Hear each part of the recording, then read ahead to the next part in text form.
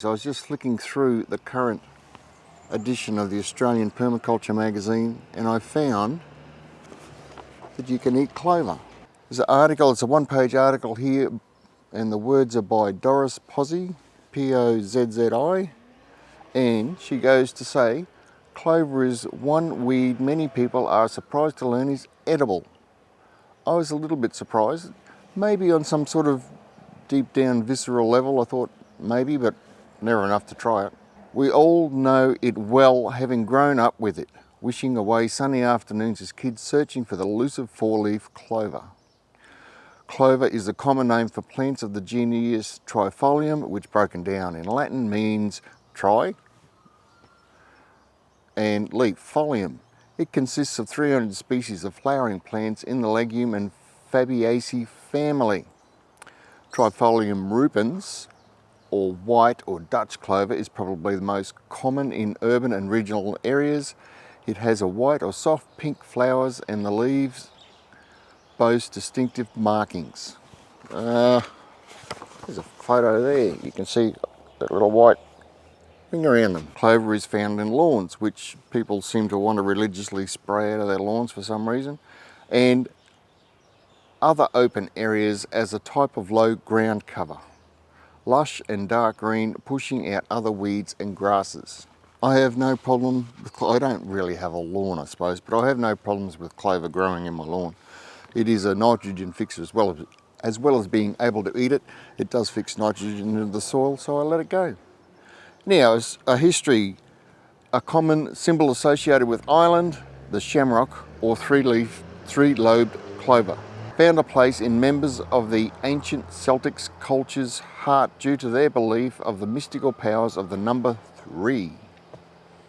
My lucky number's 11, so clearly I'm not a clover person.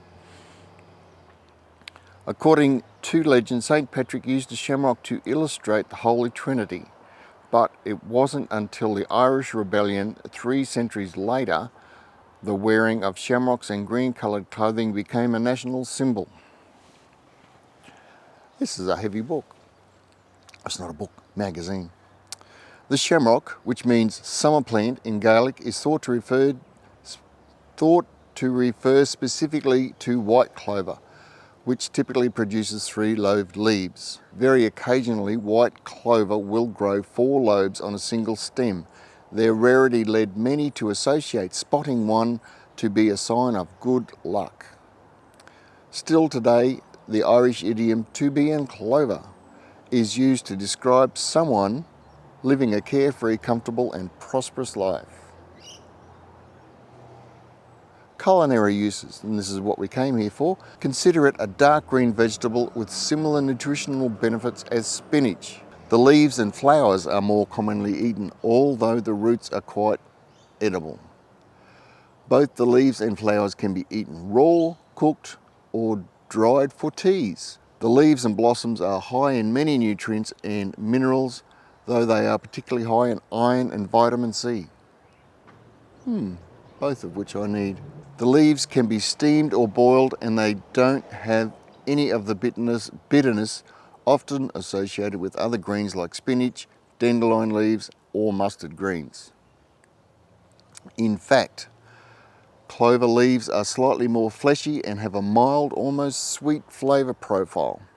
I haven't tried them and there's no clover around at the moment, but I'm really curious to try now.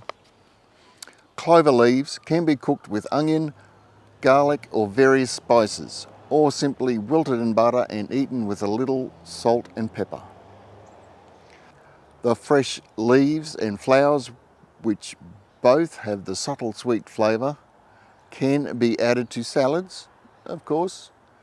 Clover is far more nutritionally dense than many more commonly eaten leafy greens,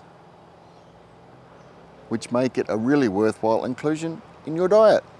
So there you go. For more information on clover and other edible weeds, check out Edible Weeds and Garden Plants of Melbourne, Hello Little Weed 2010, or visit www.edibleweeds.com.au. There's a whole website for it. Anyhow, so instead of poisoning your clover, get out there with the scissors and cut yourself up a feed. That's it for today. Thanks for watching, cheers, and I'll see you in the next video.